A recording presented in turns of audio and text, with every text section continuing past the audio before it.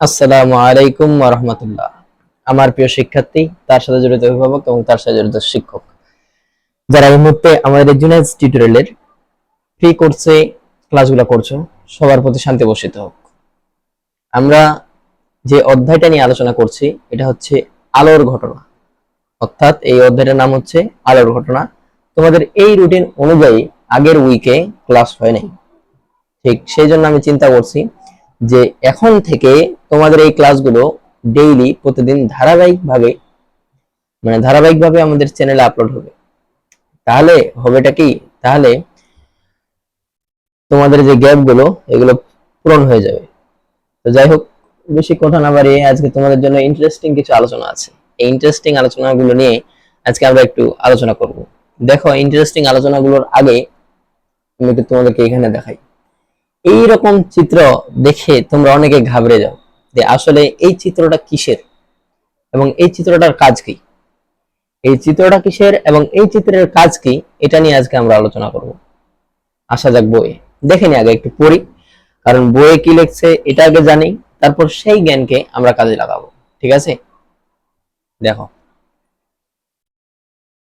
বলছে আলোর প্রতিফলন এবং শোষণ। আলোর প্রতিফলন এবং শোষণ তোমাদেরকে আগের দিন যেটা পড়ানো হয়েছে যে অনুজ্জ্বল রং উজ্জ্বল রংকে শোষণ করে। অর্থাৎ তুমি যদি একটা সাদা কাপড় নাও এবং একটা কালো কাপড় নাও, তাহলে দেখবা সাদা কাপড়টাকে রোদে রাখবা, কালো কাপড়টাকে রোদে রাখবা। সাদা কাপড় কিন্তু তাপ ধরে রাখবে না, আর এই যে কালো কাপড় এটা তাপ ধরে রাখবে, অর্থাৎ তাপ শোষণ করবে। ঠিক এই জন্যই আমরা গ্রীষ্মকালে কি করি, কালো কাপড় এড়িয়ে চলার চেষ্টা করি, আর গ্রীষ্মকালে আমরা সাদা কাপড় পরার চেষ্টা করি, কারণ সাদা কাপড় তাপ শোষণ করে না, কিন্তু কালো কাপড় তাপ শোষণ করে। এবার দেখো, বস্তুতে আলো পড়ে তা যদি বাধা পেয়ে ফিরে আসে, বস্তুতে আলো পড়ে অর্থাৎ বস্তুতে আলো পড়ে যদি তা বাধা পেয়ে ফিরে আসে, তাহলে সেই ঘটনাকে বলা হয় প্রতিফলন। সেই ঘটনাকে বলা হয় প্রতিফলন। অর্থাৎ একটা বস্তু নিব, দেখো এখানে একটা চিত্র আছে, তোমাদেরকে একটু দেখাই। এগুলো হচ্ছে দর্পণ। দর্পণ মানে আবার তোমরা আশ্চর্য হয়ে যাওয়ার কিছু নেই। দর্পণ মানে হচ্ছে মিরর। এটা হচ্ছে একটা সমতল দর্পণ। সমতল দর্পণ, মনে রাখো দর্পণ হচ্ছে দুই প্রকার, একটা হচ্ছে গোলীয় দর্পণ আর একটা সমতল দর্পণ। তো দেখো এখানে একটা সমতল দর্পণ নেওয়া হয়েছে।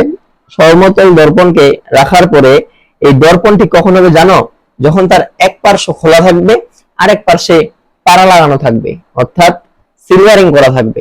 এই যে এই অংশটা এই অংশে সিলভারিং করা আছে, এই অংশে সিলভারিং করা আছে, ঠিক এইভাবে এই অংশে সিলভারিং করা আছে। আর এদিক থেকে আমরা আলোক রশ্মিকে আপতিত করতেছি, এদিক থেকে আলোক রশ্মি আপতিত হচ্ছে এবং এদিক দিয়ে প্রতিফলিত হচ্ছে।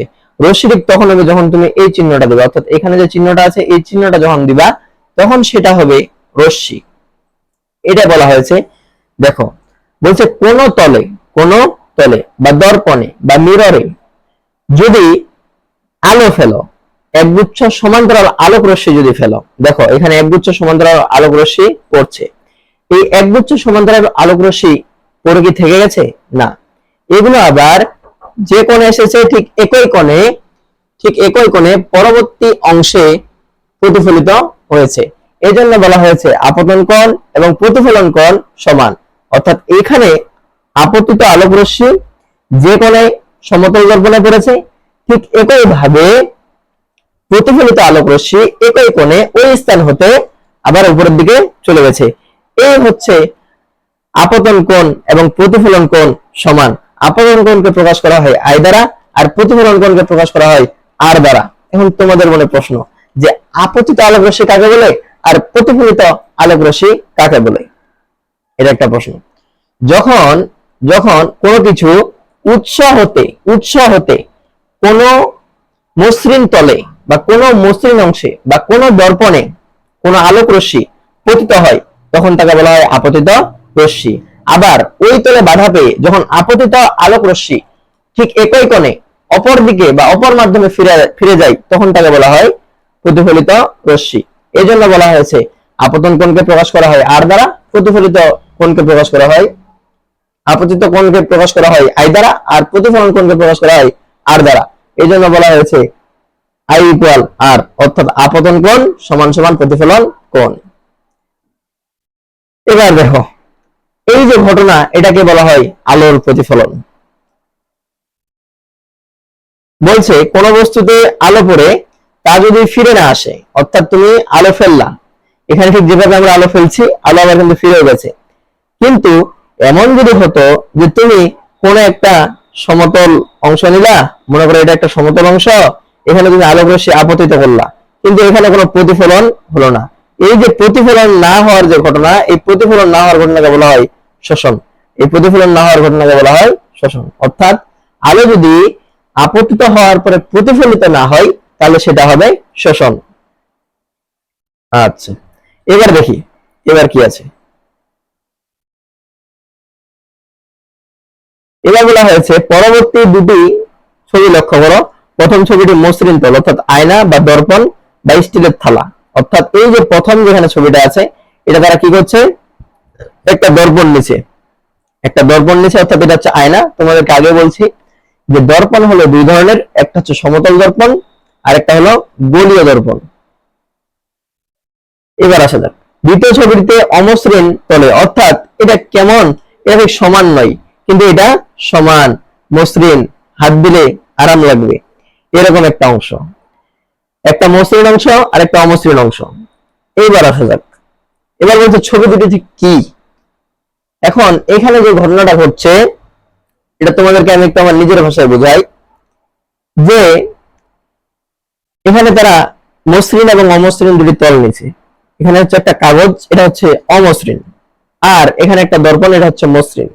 এবার আমরা কি করব, একটা টর্চ লাইট নিব, তোমাদেরকে এই জিনিসটা আরো সুন্দরভাবে বুঝাইতে পারবো এখান থেকে। দেখো এই যে লোকটা, এখানে দেখো কিছু আলোক রশ্মি নিচ্ছে, লাইট গুলো এখানে মারা আছে। তারপরে ও কি করছে, এখানে একটা দর্পণ নিচ্ছে। দেখো যখন সে দর্পণটাকে, এই রশ্মিগুলোকে বাধা প্রাপ্ত করার জন্য সামনে এগিয়ে দিল, ঠিক তখন দেখো এখানে একটা রিফ্লেকশন ঘটে গেল, অর্থাৎ এখানে একটা প্রতিফলন অংশ ঘটে গেল। ঠিক এই অংশটাকেই বলা হয় আলোর প্রতিফলন। অর্থাৎ আলো যে কোণে এখানে আপতিত হয়েছিল, ঠিক সেই কোণে প্রতিফলিত হয়ে গেছে। আলোর এই ঘটনাকে বলা হয় আলোর নিয়মিত প্রতিফলন। অর্থাৎ আলো যদি যেই কোণে সমতলে পড়বে, আবার ওই তলে যদি ওই স্থান থেকে প্রতিফলিত হয়, তাহলে সেটাকে বলা হয় আলোর নিয়মিত প্রতিফলন। এবং কি হতে হবে, এই যে রশ্মিগুচ্ছ এগুলোকে সমান্তরাল হতে হবে, অর্থাৎ কাছাকাছি এবং সমান্তরাল হতে হবে, কেউ কাউকে ছেদ করতে পারবে না। এই জিনিসটাকে এখানে বোঝানো হয়েছে। দেখো আচ্ছা, এবার আসি। এবার বলা হয়েছে যে অমসৃণ তল নিব আমরা। এবার আমাদের কাজ হলো আমরা একটা অমসৃণ তল নিব, নিলাম। তো অমসৃণ তল নিয়ে দেখো তো, এখানে ঠিক যেভাবে সমান্তরালে সমদূরত্ব বজায় রেখে আলোক রশ্মি আপতিত হয়েছিল, ঠিক কি একইভাবে এখানেও আপতিত হয়েছে? না। দেখো এখানে তাদের দূরত্ব ভিন্ন। আবার এই ভিন্ন দূরত্ব অর্থাৎ সমান্তরাল না হওয়ার কারণে তাদের যে প্রতিফলিত রশ্মিগুলো হবে, অর্থাৎ প্রতিফলন যে কোণ হবে, প্রতিফলিত যে রশ্মি হবে, এই প্রতিফলিত রশ্মি সমূহ সমান্তরাল হবে না। দেখো এগুলো কিন্তু কেউ কারো কাছ থেকে সমদূরত্বে নেই। আচ্ছা, এবার পড়ি, এবার কি বলছে একটু পড়ি। বলা হচ্ছে প্রথম ছবিটিতে দেখা যায় আয়না বা দর্পণ থেকে নিয়মিত প্রতিফলন। এখানে আলো এসে যে কোণে পড়েছে, ঠিক সেই কোণেই ফিরে যাচ্ছে, অর্থাৎ আলো যে কোণে পতিত হয়েছে, ঠিক সেই কোণেই আবার প্রতিফলিত হয়েছে। কোন পৃষ্ঠে আলোর এই পড়া বা পতনকে আপতন, এবং পৃষ্ঠ থেকে বাধা পেয়ে আবার ওই মাধ্যমে ফিরে যাওয়াকে বলা হয় প্রতিফলন। এই দুটো লাইন খুব ইম্পর্টেন্ট। একটা হচ্ছে আপতন কি, আর একটা হচ্ছে প্রতিফলন কি। আপতিত আলোক রশ্মি পরস্পর সমান্তরাল। তোমাদেরকে একটু আগে দেখালাম যে আপতিত আলোক রশ্মি পরস্পর সমান্তরাল। দেখো সমান্তরাল, আপতিত আলোক রশ্মি পরস্পর সমান্তরাল এবং প্রতিফলিত আলোক রশ্মিগুলো পরস্পর সমান্তরাল। আলোর এই ঘটনাকে বলা হয় আলোর নিয়মিত প্রতিফলন।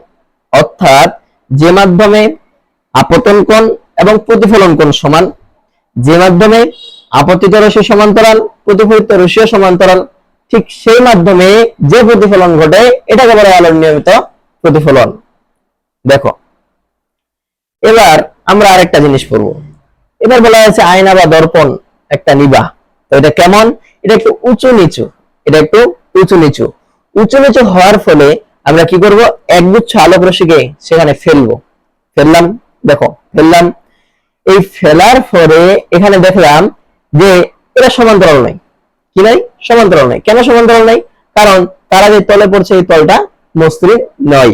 আলোর এই প্রতিফলনকে বলা হয় বিক্ষিপ্ত প্রতিফলন বা অনিয়মিত প্রতিফলন বা ব্যপ্ত প্রতিফলন। তাহলে অনিয়মিত প্রতিফলন যে জিনিস, বিক্ষিপ্ত প্রতিফলন সেই জিনিস, ব্যপ্ত প্রতিফলনও সেই জিনিস। আলোর এই ঘটনাগুলোই এই অধ্যায়ে এখানে আলোচনা করা হয়েছে। এবার একটু দেখি নিচে কি বলছে। বলা হয়েছে সুতরাং যে পৃষ্ঠ যত মসৃণ, অর্থাৎ যে পৃষ্ঠ যত সমান বা চকচক, তা তত বেশি আলো প্রতিফলিত করে। অর্থাৎ যে যত বেশি চকচক করবে তার প্রতিফলন ক্ষমতা ঠিক তত বেশি। আর যে পৃষ্ঠ যত অমসৃণ, অর্থাৎ যে পৃষ্ঠটি যত অমসৃণ বা কম চকচক করে তা তত কম আলো প্রতিফলিত করে। অর্থাৎ মসৃণ পৃষ্ঠের আলো প্রতিফলনের ক্ষমতা অত্যন্ত বেশি, অমসৃণ পৃষ্ঠের আলো প্রতিফলনের ক্ষমতা খুবই কম। এই জন্য বলা হয়েছে যে মসৃণ বা কম চকচকে পৃষ্ঠে আলোর প্রতিফলনের সাথে অন্য ঘটনা ঘটে, যা তোমরা পরবর্তী শ্রেণীতে শিখবে। অর্থাৎ পরবর্তী শ্রেণীতে উঠে তোমরা এটা নিয়ে আরো বিস্তারিত জানতে পারবে। যাই হোক, এটাই ছিল আমাদের আজকের আলোচনা। পরবর্তী ক্লাস অর্থাৎ সম্ভবত বুধবারের জন্য অপেক্ষা করো। ততক্ষণ ভালো থেকো, সুস্থ থেকো। আসসালামু আলাইকুম ওয়া রাহমাতুল্লাহ।